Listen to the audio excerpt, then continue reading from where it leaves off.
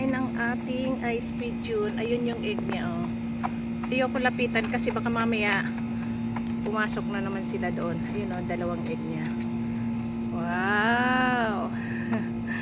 Tumayo siya. Ngayon ko lang siya nakitang tumayo. Ganito palang oras siya kumakain din. Alas 6:15. Di ba? Yung babae, ayun yun to.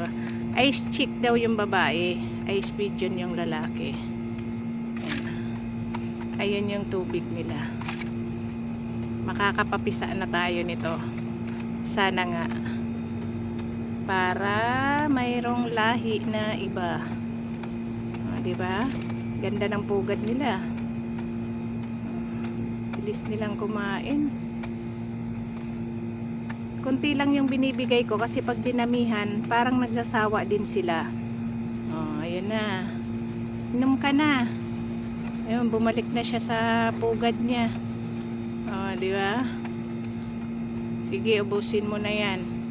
Hindi siya uminom, bumalik na siya kaagad. Kumain lang ng konti. Sige na, pakainin naman natin yung ibang mga kalapate. Diyan lang muna kayo.